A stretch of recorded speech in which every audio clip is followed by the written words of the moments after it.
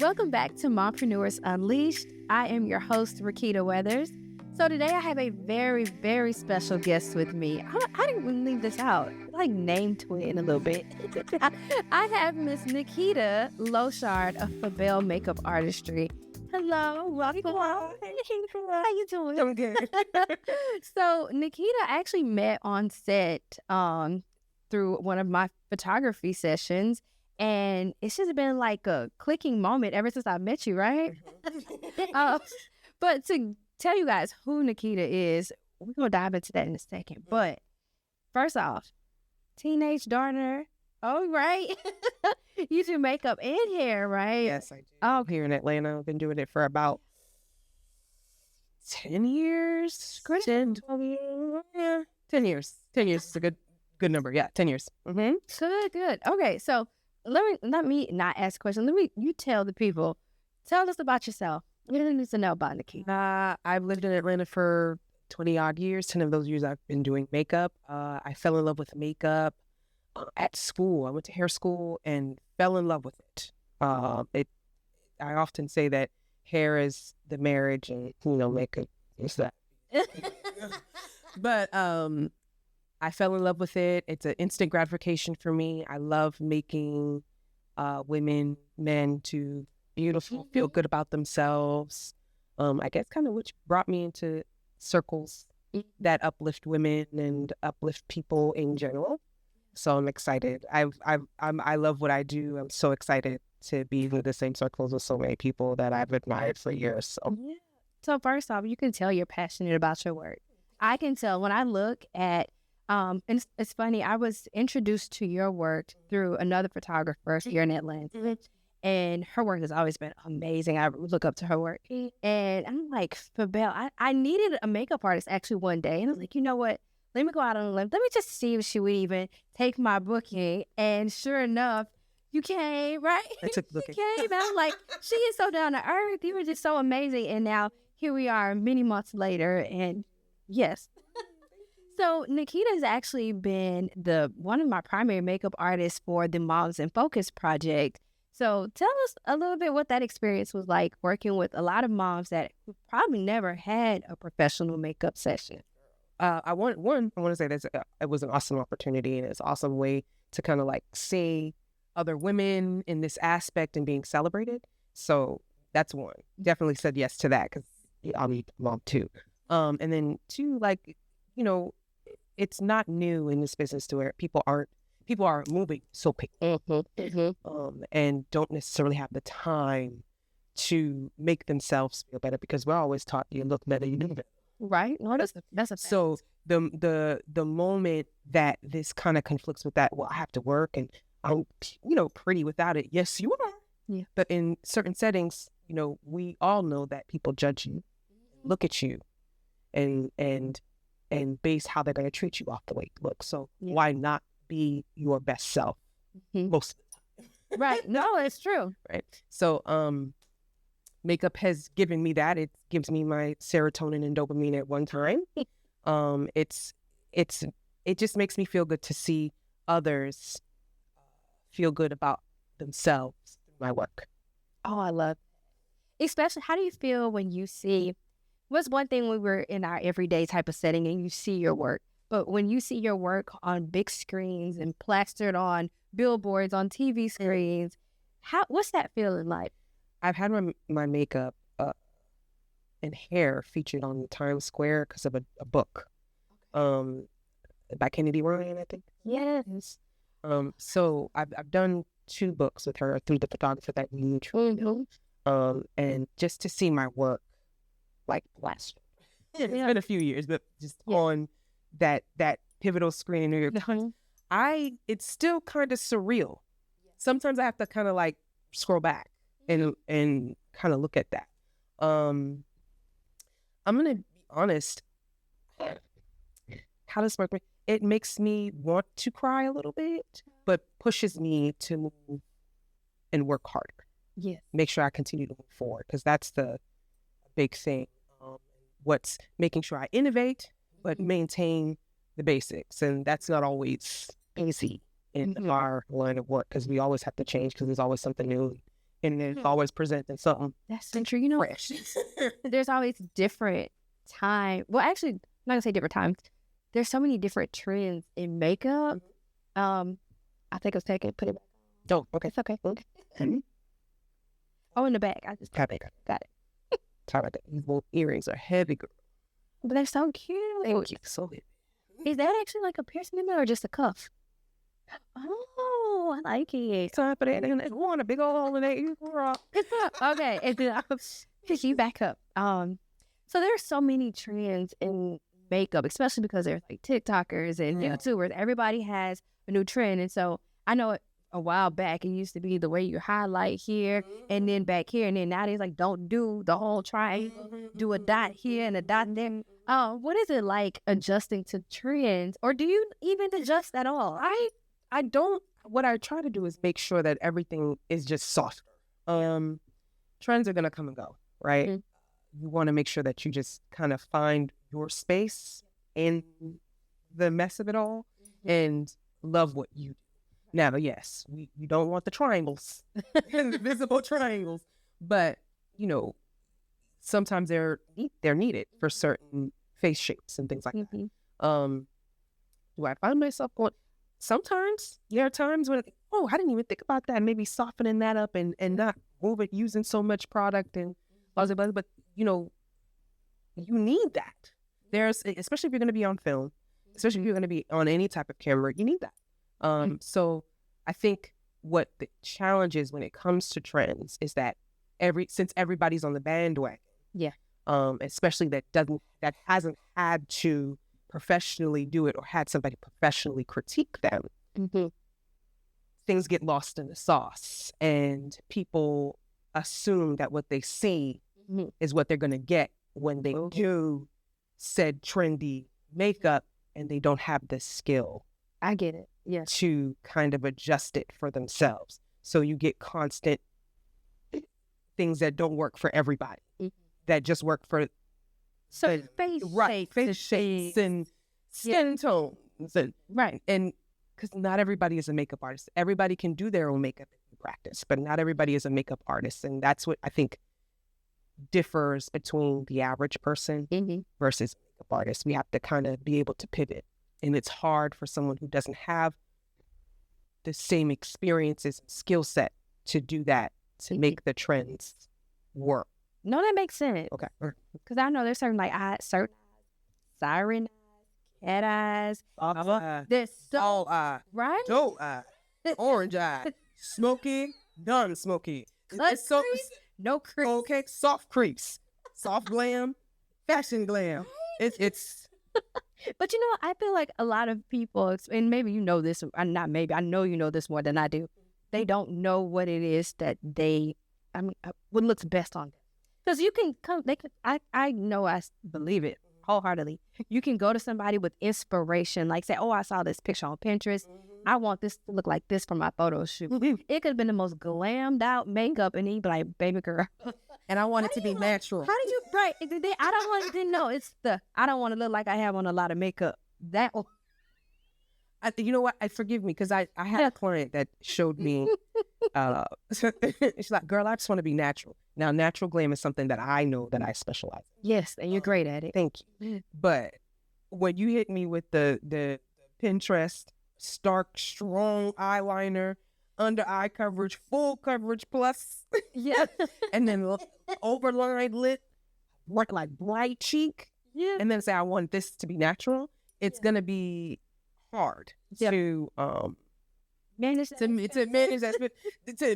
expectation. But we have to manage it, and that's that part of the makeup artistry that can be a little taxing, because people have ideas, and they probably built that. They were like, oh, I can't wait till this makeup artist, or they've seen somebody's makeup at somebody's wedding, and was upset that the makeup didn't look the way that it was supposed to, and then put that on you, project that on you. That's a hard thing that I know a lot of makeup artists have to deal with that sometimes. That projection, somebody else messed up at this wedding, somebody else messed up, somebody else I hired, somebody else hired to do this for me, messed it up and didn't do it to my liking. It's a lot of pressure. It is. It's a lot of pressure. But hopefully, soon that will kind of die out, because I think now that it's more evident and more makeup artists are actually coming out and speaking up on certain things, and makeup artists are making those videos, to kind of, hey, let me talk to you about this. Let me show you what this is. I think people are kind of evening out when it comes to. I feel like they're getting more educated these days. And are, and sometimes educating me, and I appreciate that, because I don't know everything, you know, and I do study, I do take classes, but you don't know everything, and sometimes it's really nice to get challenged so that you can be better and move forward. Yes, I love that. So, on the Moms in Focus project, right? As we mentioned, a lot of these moms have probably never had a professional makeup session, especially in terms of photography. So usually, I hear it quite often. Oh, I'll just do my own face, and I'm like, oh, that's so good, you know. But if you need a referral, I have, you know, some of the best that I can send you. Because, and I try to educate them as well in my professional space, is to say professional makeup, it does show up differently on camera. It's one thing, our everyday makeup, these cameras gonna catch it all. If you ain't even learned nothing else from me yet, the cameras catch it all. So what a professional makeup artist does is they're able to conceal and highlight and contour everything that we need, because the lights will wash you out. They could wash you out. And with just the simplest of makeup form, it's going to push right past through all of that. I'm just going to be honest. So how do you, I guess, kind of comfort some of these people that have never had this experience, right? That feel like less is more. And I understand less can be more. A soft, natural beat, that awesome. I absolutely love it. But sometimes it's the coverage where people are a little shocked when they have a photo shoot and like, but she put too much on me, or I'm not used to this. I don't look like myself. How do you normally like comfort those types of clients?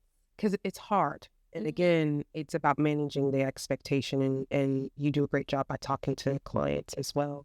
And also, as a makeup artist, sometimes that could be a really hard challenge. So what I can do is I describe the coverage that I use and how much I'm putting on, and what I'm doing as far as canceling out and giving them, you know, information on what I'm doing so that it doesn't feel like I'm just overtaking them. Because honestly, as professionals, you're hiring us, you're spending the money for us to make sure that you look not just like yourself, but like yourself on camera.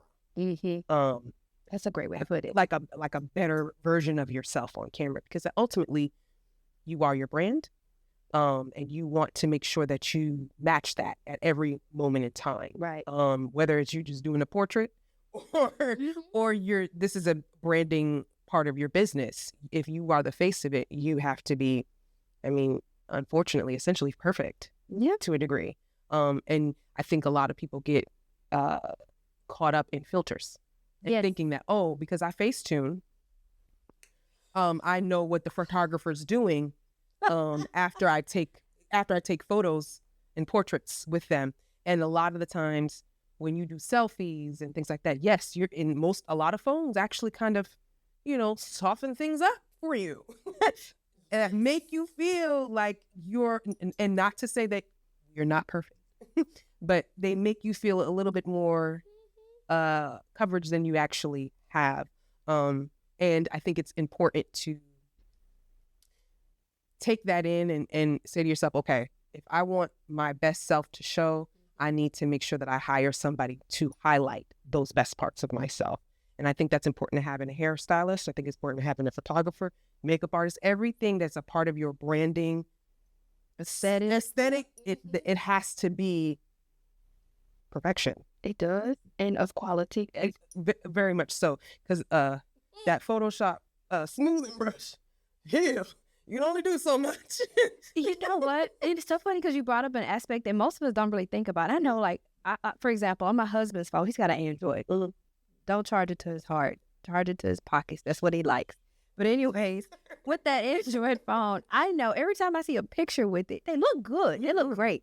But I be like, dang, ain't no detail nowhere. Like, it's something in the setting that is automatically, it just beautifies. It's like a beautify button that's turned on, right? So when you see a button, if you're used to seeing yourself in these like selfies, like you said, you're going to be shocked. And when it's off, you're like, wait a minute. Yeah. Where did those dark or you circles come see from? a photo on somebody else's camera, like, oh, your camera don't, something wrong with your camera. Take with mine. That's the one. So basically, I'm so happy you talked to them. So yes, please trust the professionals when it comes to owning your look. Whether it's for a birthday shoot, a birthday party, a branding session, a motherhood portrait session, whatever that is, please trust the professionals because we know what we be talking about. Okay. So I want to actually pivot. So in terms of a business, right? So you said you've been doing this for 10 years. What was that process like getting started? Because I know it's one thing for us to be creatives and to be talent, right? But the business side of things is night and day. Because it's one thing to be creative, but to understand how to run a business. What has that been like for you in your 10 years of entrepreneurship? If you want me to be honest, it was not easy at first because understanding that dynamic, because especially if you're coming from a 9-to-5, those tax, how to set up businesses and how to allocate your money and knowing when to spend and when not to spend, that doesn't come when you're working for somebody else. That information comes when you're working for yourself, and the hustle of it all and the marketing of it all, making sure that all that's taken care of to be out there. Even marketing yourself. These past few months have taught me a lot. Things that I've already known, but reiterated some certain things that even me talking about branding to you, that is advice to me. I need to continue doing what I'm doing to make sure that I maintain this look, this aspect of myself, because I always want people to consider me a professional in this field and other fields possible. Right. So having to come through that and put it in the business it takes a lot of work because you have to be confident too. But again, that's where that comes in. When you look good, you feel good, and you project that confidence, and people believe in you more, and they want to invest in you more. They want to be in your space more. Oh yes, that's a good one. And some of those people can give you the advice that you need free. Freely, no. Because I've been in the room, like kind of like a fly on the wall sometimes when you're doing makeup. And I know you're building a relationship. Every time you're doing makeup, you're building a relationship with that person. And I can hear from this room sometimes, I'm like, oh, that's some good stuff. Like, and I have to actually step in the rooms because the conversation, so depending on what it is, and you kind of never know who's going to be in your chair too, right? Yes. And sometimes people will literally just start gem dropping, right? And it'd be so many like nuggets. And it's just from everyday conversation. Oh, what are you doing this shoot for? And then you get to like, I know so-and-so. And then it just grows and it grows. Like, some of your clients are so interesting, and the stories that they tell are so interesting, and the things that they've been through and done for themselves and their family. It just, it kind of humbles me because they never know what's going on with other people until you hear it. Like, okay, one, I feel seen, and two, okay, maybe it's not that bad. Then it gives you a different outlook. And then also some of your clients have also dropped gems on me, making sure that I can continue growing my business the proper way because they have that information. It's just so interesting how these small moments, I'm literally here maybe an hour and a half, maybe two, trying to make sure that these women feel uplifted, and then I get uplifted myself and I get the information I need myself. It's absolutely amazing. And I'm grateful for it. Yeah. I'm very grateful for it. So cool. That's one of my favorite things about photography because people come to me for a service, right? So it's literally take their picture. Right. Ultimately, if you put it in its simplest form, it's to take their picture, right? But it's an experience to work. It's an experience to work with the professional service provider. Let me just say that, because there are some that will show up and just do the job and go home. That's one thing.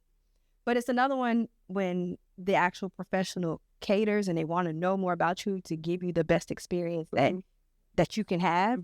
So, i.e., if I'm doing a headshot, for example, how you going to move what are you doing? And when you have those kind of not just questions, but when you have that understanding and you actually have a person that's working with you that wants to give you their best, there's just I don't know, it's fulfilling on my end, and I know from my clients' experience as well, because they get reviews and they feedback, right? That they actually feel like there's someone that cares. And when you have whether it's the makeup artist, the hairstylist, the photographer, whoever, and you can tell they're genuinely caring about whatever it is that you're doing, it just makes such a huge difference. So enough about me, enough about that.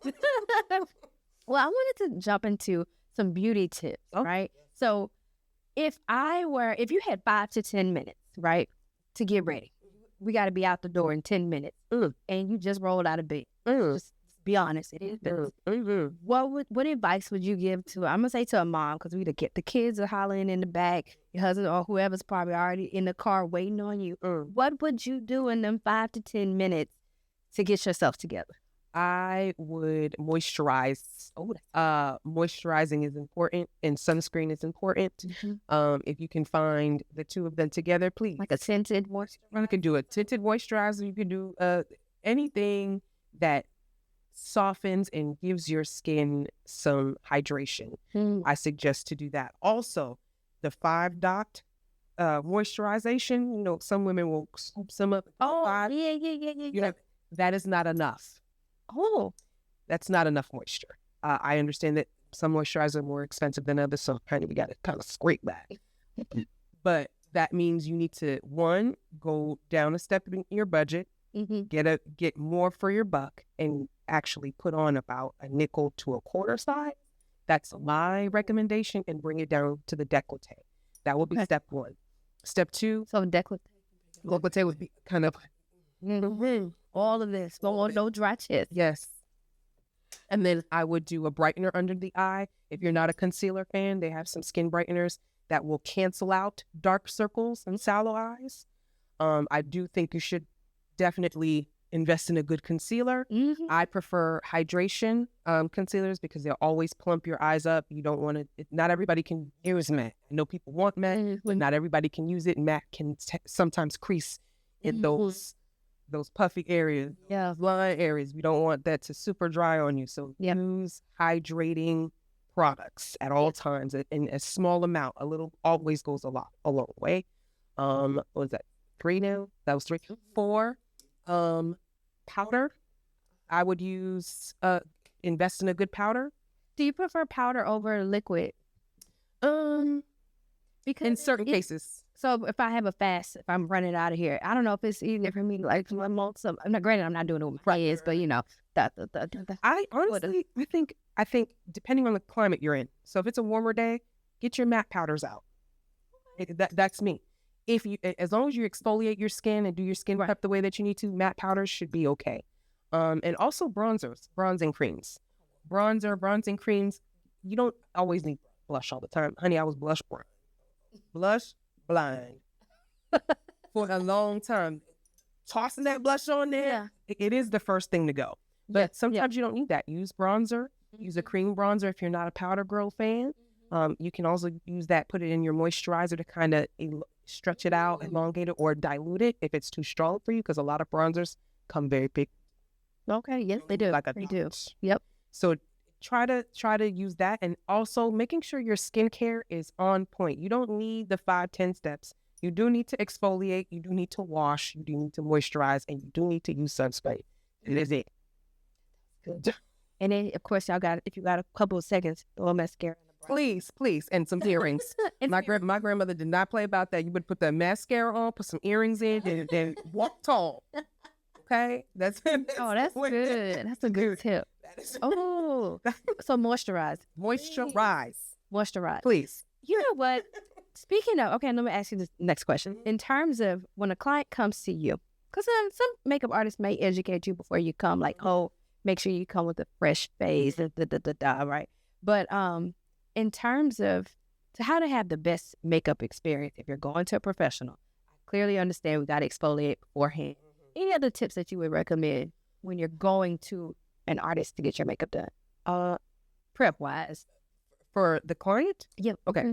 1, do your research. Make sure that this is a person that you like their work, because it's kind of unnerving a little bit to walk in there with expectations and and what you need and what you want and demanding things how you want them when the artist may not maneuver that way. And it's kind of hard to kind of take direction when we do things a different way, yet you like the work. Right. So making sure that you look at the work, you like the work, you show them examples, if you like their work, of their work that you want done to you. That's one. And then two, please make sure your face is clean. Yeah. And that means taking at least 2 to 3 minutes to wash you, to put water on your face and soak, a good cleanser to get that out. Because a lot of the times, what people don't like is the texture. And there's a lot that we can't do about texture. We can cover up the bags a little bit. We can kind of smooth out some of them wrinkles, but we can't take away texture. And that's a common thing that happens. That common expectation. Well, what is this? And why is my skin peeling? And what is this? There's only so much a person can do if, as a partnership, especially you're paying me to do something, right? We have to come together with this to make sure that this application is your best application. For my brides, I do want you to see an esthetician or a dermatologist. Esthetician maybe 2 weeks before, get a facial. That's a bridal thing. Get anything waxed that needs to be waxed. Especially if you're on a time crunch and you show up late to your appointment. A lot of makeup artists don't carry the blades that are needed to do eyebrows like that. And technically, it's okay. If you don't have a license, you can't do that. Right. So you have to be mindful of that as well. But other than that, coming happy or ready to get this done and walk out with a smile. I love it. That I'm so happy you brought up the eyebrow thing because you get away. We're busy people. Moms, we're busy people, period, right? Girl, I got so busy. I showed up to a makeup appointment one day. Girl, I had not touched my eyebrow, and I had forgot. So, and of course, there was no fixing on like during the session. So, of course, I just had a broader brow than I was used to. I was like, who is that? So, anyways, it's something it seems so small, but that is such a big thing. It is. And you got to make the time before the appointment. Just a little bit. Whatever, if you got to wax that lip, whatever you have to get done, do it, please, before you go to the makeup artist because they can't fix it all. And especially when you looking real close in that mirror, you hold this mirror like this. Like, why is this here? Well, I had to cover. Yeah. And concealer doesn't cover hair well unless we stick it down. And sometimes a lot of people don't like the stick down eyebrow. A lot of people don't like the laminated look. People like the bushy brow. People like their brows to be freeing out.